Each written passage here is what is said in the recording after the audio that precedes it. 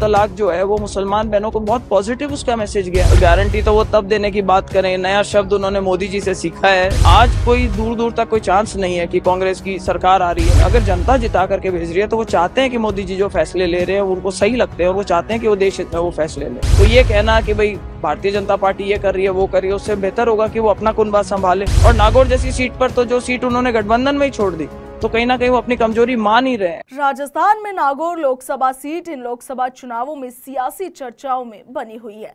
इस hot seat पर सभी की निगाहें, सभी की नजरें टिकी हुई है।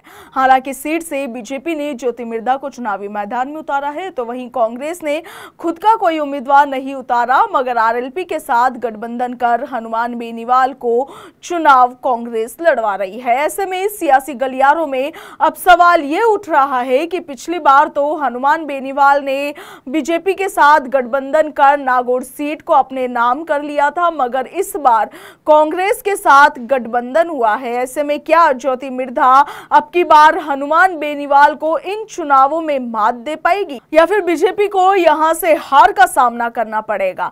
खैर, ये तो आने वाली तारीख 4 जून को ही पता चल पाएगा। तो वहीं दूसरी ओर आप देखिए कि राजस्थान के अजमेर में पीएम नरेंद्र मोदी ने शनिवार को रैली के दौरान कई मुद्दों को लेकर विरोधियों पर जमकर निशाना साधा।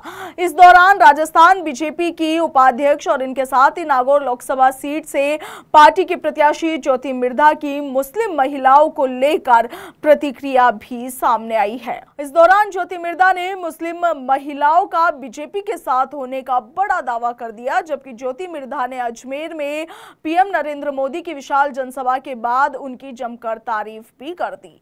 इसके साथ ही कांग्रेस पर निशाना साधते हुए ज्योति मिर्धा ने कहा कि दूर दूर तक चांस ही नहीं है कि कांग्रेस की सरकार आ रही है। ज्योति मिर्धा ने आगे क्या कुछ कहा, आप भी सुनिए। ट्रिपल तलाक जो है वो मुसलमान बहनों को बहुत पॉजिटिव उसका मैसेज गया। अगर हम प्रचार करने निकले उसमें महिलाएं बड़े समूह में आती हैं और उसके लिए आशीर्वाद देती हैं, धन्यवाद करती हैं प्रधानमंत्री जी को, तो कहीं ना कहीं फोकस सभी जाति धर्म के लोगों पे है और महिलाओं पे विशेष तौर से फोकस है। मैम, जिस तरह से कांग्रेस का पूरा आज कुनबा जो है राष्ट्रीय नेतृत्व ये राजस्थान के जयपुर में है, वहाँ से घोषणा पत्र राजस्थान के लिए वो जारी कर रहे हैं। वहाँ से वो कह रहे हैं कि एमएसपी के किसानों को लीगल की गारंटी देंगे और कई सारी चीजों को। देखिए, गारंटी तो वो तब देने की बात करें, नया शब्द उन्होंने मोदी जी से सीखा है, लेकिन मोदी जी ने ये क्रेडिबिलिटी एस्टैब्लिश कर दी है। कांग्रेस के पास कई मौके आए थे जब वो एस्टैब्लिश कर सकती थी इस तरीके की क्रेडिबिलिटी, लेकिन आज कोई दूर दूर तक कोई चांस नहीं है कि कांग्रेस की सरकार आ रही है। तो अगर ऐसे में अगर वो कोई भी गारंटी देना चाहे तो आदमी खुला दे सकता है। वो लोग कह रहे हैं कि जिस तरह से सारी इंस्टीट्यूशन पे कब्जा कर रही है मोदी सरकार, बीजेपी जिस तरह से।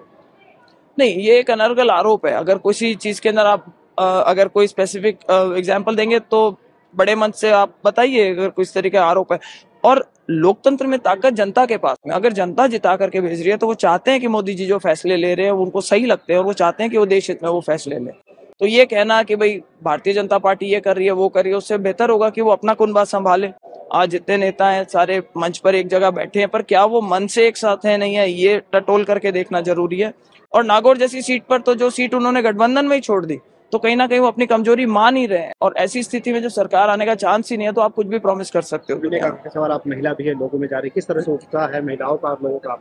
बहुत गजब का उत्साह है। जहाँ कहीं भी जाते हैं बड़ी संख्या में महिलाएं, हमारी सभाओं में वैसे भी महिलाओं की संख्या अच्छी रहती है महिला उम्मीदवार होने के नाते, लेकिन इस बार और भी ज्यादा उत्साह दिखाई दे रहा है। और मुझे लग रहा है कि आज जो नरेंद्र मोदी जी का भाषण था उसको सुन करके और भी महिलाओं का जो जुड़ाव है वो भारतीय जनता पार्टी के साथ होगा।